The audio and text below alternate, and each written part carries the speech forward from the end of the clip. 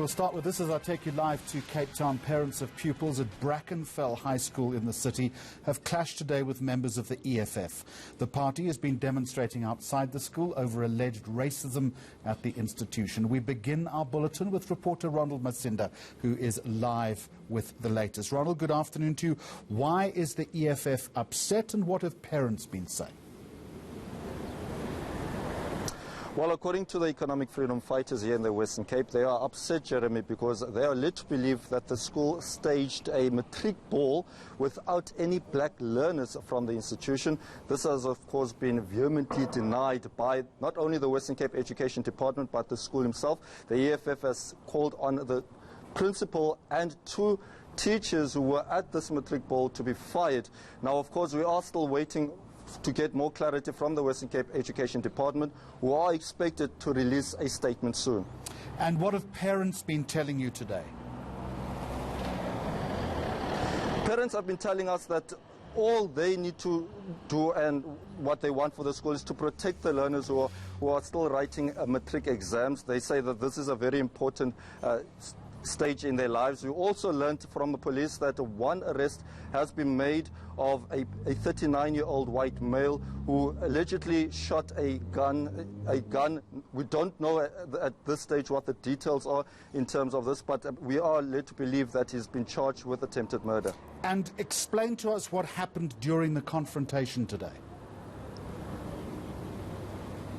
Well, today many of the parents clashed with a group of EFF supporters. Around 15 EFF supporters clashed with the parents, and we saw very ugly scenes between the two groups. And the EFF supporters have since dispersed the area. We are seeing quite a heavy security and police presence at the school that is to my far right, and people not really leaving anything to chance. We have been told by one of the parents earlier on that the EFF supporters did promise that they will come back with a vengeance. It seems like they were quite outnumbered today with, as I mentioned, 15 of them who were inside a van where we saw at least almost close to 100 parents and also former pupils gathering here fighting the EFF supporters.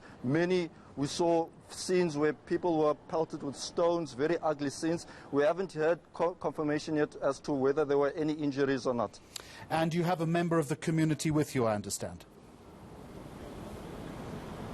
Yes, indeed. I'll bring him to the conversation. Fadil, thank you so much for your time. Why are you here? Well, I came to observe. I came to observe the madness. You know, in a country as racially divided as this one, I believe what happened today is needed so that the dialogue can start. You see, from where I stand, this might have been a misunderstanding. It might have been racism in its purest form. However, there are channels. There are places where you can go and lodge your grievance, like the Education Department, like the Human Rights Commission. But to come out here and intimidate and stop people from writing the exams, that is just criminal. So you're not in support of the EFF's actions, or are you in support of the community though? I am here to observe. If I was to support anyone, I would support the parent protecting his child's right to education. The days of liberation before education are long over. Education is a necessary tool. You see, the EFF must realize that racism is not the #1 problem in this country. That racism will die. Eventually, we will all be integrated, no matter what the right-wingers say. Poverty is the #1 crime in this country. Where was the EFF's protest when Julius and Floyd were robbing banks?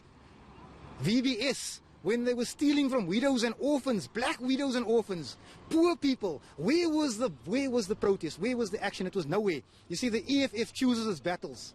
And racism, as I would say, is relevant. This is the sad part, and the sad thing in this country is that a man like Malema doesn't understand that minorities will not be pushed around by a man who leads a minority party. Malema doesn't speak for this country. Has the Western Cape Education Department handled this matter in a proper manner? I believe that Debbie Schaffer should have been fired long ago. I don't believe she's handled this in the right manner. The minute this thing raised its head, we needed a statement. It never came. The reason we're here today. But like I say, this was needed so that we can all understand that violence will beget violence. That if you try and intimidate, it will end violently. We need to talk, guys. It's the only way out. All right, Jeremy, that's where we have to leave it for now. We've also been told that we are still waiting for that statement from the Western Cape Education Department, who've distanced themselves from the scenes that we've seen here. The scenes that we saw here also played out on Friday when EFF members were gathered outside of the school. All right, Ronald Masinda outside Brackenfell High School. We then await for that statement from the Western Cape Education Department, and we'll get back to you a little later on in the program.